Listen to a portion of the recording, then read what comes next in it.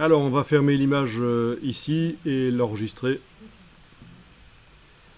Et alors, on va maintenant voir que le filtre passe-haut qui nous a servi à mettre de l'accentuation sur les images, et bien, il peut faire l'inverse aussi. Il peut faire du lissage. Et très intéressant pour lisser le grain de la peau notamment. Alors, voyons sur quelle photo on va faire ça. Ben, essayons sur IMG 18 ici.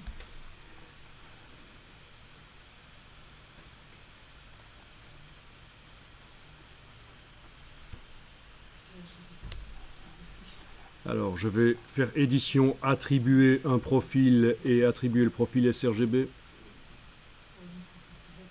Non, ça a été, il n'y a pas de problème. À mon avis, l'image contient le profil sRGB. Déjà, c'était bon au niveau des couleurs.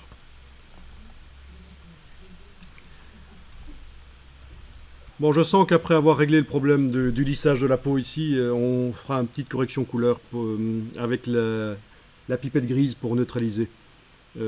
Pour essayer de voir si on ne peut pas trouver une solution pour que les couleurs soient un peu plus naturelles du visage ici. Bien, donc il y a du grain et on va voir si on peut lisser. Et pour faire ça, ça va commencer comme tout à l'heure. J'ai plus besoin du panneau action, je vais le fermer. C'est-à-dire, ça commence comme tout à l'heure, on duplique le calque d'arrière-plan. Alors la technique qu'on voit ici, c'est donc le lissage par le passe-haut. Il y a une technique plus évoluée qui s'appelle donc la séparation de fréquences. Il faut quand même quelques heures pour apprendre à l'utiliser. Elle est un peu mieux, mais la différence de qualité ne se justifie pas. Franchement, faites cette technique-ci pour lisser la peau, c'est bien. Alors, il va falloir inverser les luminosités sur ce calque. On va faire un négatif. Sans le convertir en objet dynamique. Je fais vraiment le négatif sur les pixels. Menu image, réglage, négatif. Voilà. Et la suite va ressembler à ce qu'on a fait quand on faisait de l'accentuation de détail. Sauf qu'ici, on veut faire du lissage. C'est la raison pour laquelle on a inversé le contenu du calque. Sur le calque, maintenant, vous faites un clic droit, convertir en objet dynamique. Ensuite, on va mettre un filtre de passe-haut sur ce calque.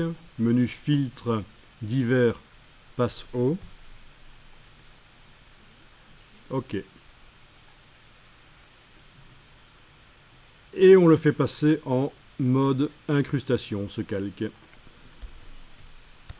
Alors, résultat, est-ce que ça lisse? Si j'enlève l'œil en face du calque, ben oui, on voit que ça lisse. Maintenant, je vais double-cliquer sur le mot passe-haut dans la palette des calques et régler correctement le passe-haut, parce que tout à l'heure, je ne voyais pas l'image en couleur, je ne savais pas vraiment régler. Mais ici, je peux modifier et trouver le rayon qui fait du lissage. Bon, il a quand même beaucoup de rides. Hein. En général, on fait ça sur des dames et elles ont moins de rides.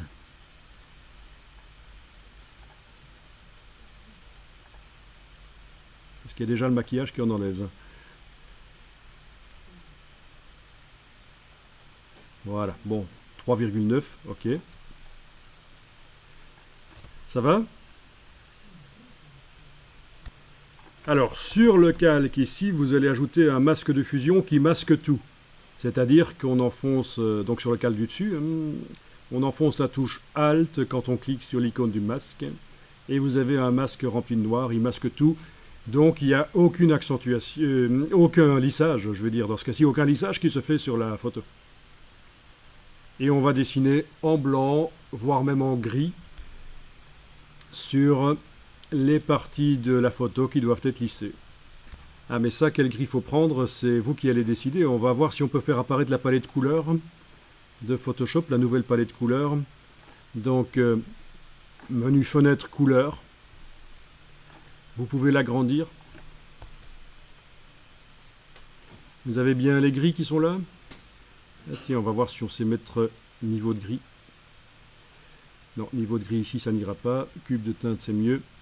Voilà, vous allez devoir choisir des gris qui sont sur la partie gauche du panneau couleur, en fait. Ceci dit, ce panneau couleur, il y a un raccourci pour le faire apparaître aussi à n'importe quel moment sur l'image. Je n'utilise pas le raccourci, mais il y a un raccourci qui permet de le faire apparaître à n'importe quel moment. J'aime autant l'avoir en permanence là et aller choisir. Voilà.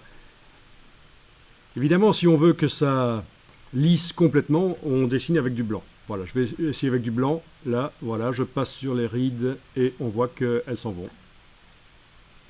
Enfin, elles s'en vont, elles sont atténuées en tout cas. D'accord? Mais là, je suis en train de dessiner avec du blanc. Je vais annuler. Commande Alt Z plusieurs fois. Voilà. Bon, je vais plutôt essayer avec du gris, comme ça, ça fait un mélange entre la version... la photo avec des rides et la version sans rides, là, le calque du dessus. Il faut que ça reste naturel, en fait. On atténue les rides, mais on ne va pas les enlever complètement ici. S'il fallait les enlever complètement, c'est un gros boulot. Parce que il a quand même vécu.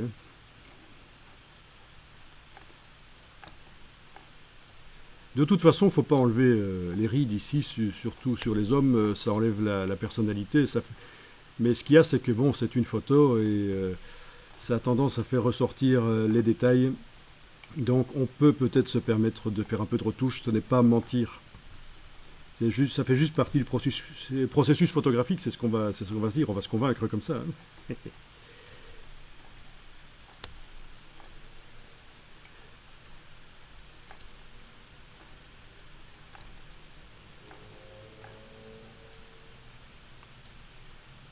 Bon, alors voyons ça.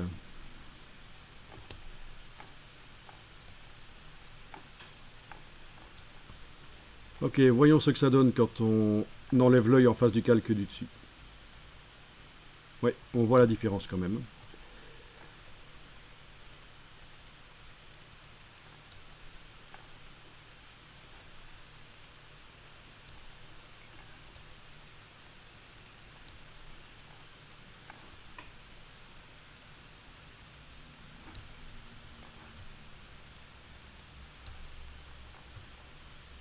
Ok, donc retouche rapide, c'est le genre de truc qui prend pas longtemps non plus, hein.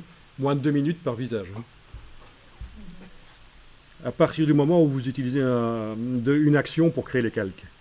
Donc ça aussi, il faudrait l'enregistrer en tant qu'action pour pouvoir le réutiliser ailleurs. On ne va pas le faire, mais vous connaissez le principe maintenant. Alors, par-dessus ça, je vais aller mettre un calque de type courbe.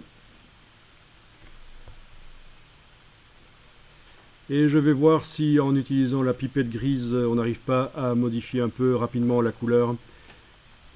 Ah, voilà, quand même. Vous voyez, avec la pipette grise du réglage et courbe, je clique sur les cheveux gris et ça devient peut-être un peu plus naturel. Je suis en moyenne 31 par 31. Je vous rappelle que je ne suis pas en moyenne ponctuelle. Bon, faut pas qu'il devienne trop gris non plus. Voilà. Est-ce que ça, c'est pas mal? Si, oui, hein. Oui, oui, oui.